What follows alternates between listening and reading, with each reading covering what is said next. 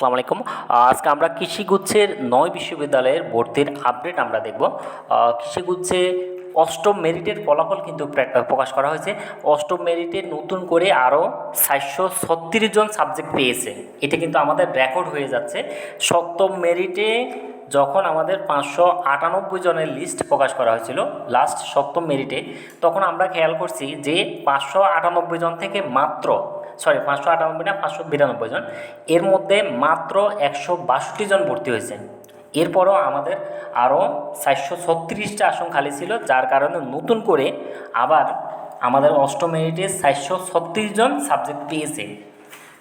তো সেই হিসাবে আমরা ক্যালকুলেশন করে যেটা বলতে পারি, তো এর মধ্যে মানে 6000 পর্যন্ত ক্যালকুলেশন করে আমরা যেটা আইডিয়া করি সেটা হলো 6000 পর্যন্ত মেরিট তো এবার যাচ্ছে। 6000 ক্রস করে 7000, একদম 7000 প্লাস 2000, 7200 পর্যন্ত যারা ওয়েটিংয়ে আছে, আমি রিকোয়েস্ট করব যারা 6000 পর্যন্ত আছে তারা তো মোটামুটি প্রিপেয়ার্ড হয়ে থাকবেই ভর্তির জন্য।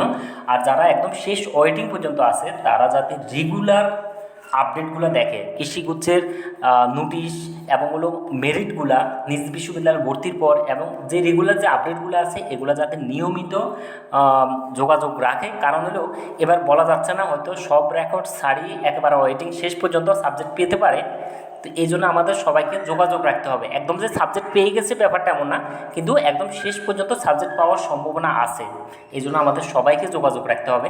এখন পর্যন্ত আমরা যেটা বলছি যে অষ্টম মেরিটে আমাদের 5529তম পর্যন্ত কিন্তু সাবজেক্ট পেয়েছে। এরপরে একজন কিন্তু অষ্টম মেরিটে যারা নতুন করে সাবজেক্ট পেয়েছে তাদের এখন করণীয় সেটা হলো 10,000 টাকা দিয়ে অনলাইনে প্রাথমিক ভর্তি নিশ্চিত করতে হবে। সেটা হলো 21 মে থেকে 25 মের মধ্যে অবশ্যই 10,000 টাকা পেমেন্ট করে ভর্তি নিশ্চিত করতে হবে। এরপরে কিন্তু আর সুযোগ থাকবে না, ভর্তি বাতিল হয়ে যাবে। তারপর আমাদের নবম মেরিটের ফলাফল আবার 1 জুন প্রকাশ করা হবে। 5 জুনের ভিতরে কিন্তু 10,000 টাকা আবার পেমেন্ট করে ফেলতে হবে। এরপরে 10 এবং 11 জুন পঞ্চম থেকে অষ্টম নবম মেরিট পর্যন্ত যারা সাবজেক্ট পেয়েছে তারা সবাই নিজ নিজ বিশ্ববিদ্যালয়ে গিয়ে ভর্তি ফি সমন্বয় করে ভর্তি নিশ্চিত করতে হবে।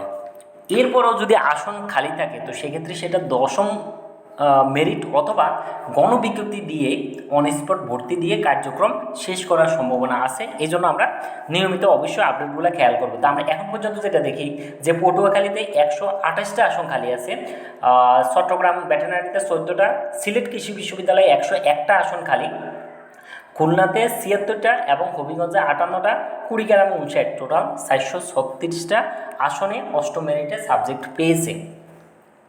তো এরপরে নবম মেরিট আর দশম মেরিট তো এখন বলা যাচ্ছে না, নিজ নিজ বিশ্ববিদ্যালয়ে ভর্তির পর আর যদি এমন হয় যে নবম মেরিটের পরও আসন পর্যাপ্ত খালি আছে, তো সেক্ষেত্রে ওনারা সিদ্ধান্ত নিয়ে যে কোনো সিদ্ধান্ত দিতে পারে, হয়তো দশম মেরিট বা গণবিজ্ঞপ্তি, সেটা আপডেট আমরা পরে জানবো। এখন আমাদের মোটামুটি সবাই প্রিপেয়ার্ড হয়ে থাকবো, নিয়মিত আপডেটের জন্য খেয়াল রাখবো। আর যারা এখন নতুন করে সাবজেক্ট পেয়েছে তারা অবশ্যই অনলাইনে 10,000 টাকা পেমেন্ট করে ভর্তি নিশ্চিত করতে হবে। এটা আমাদের কৃষিগুচ্ছের সর্বশেষ আপডেট। ধন্যবাদ। আসসালামু আলাইকুম।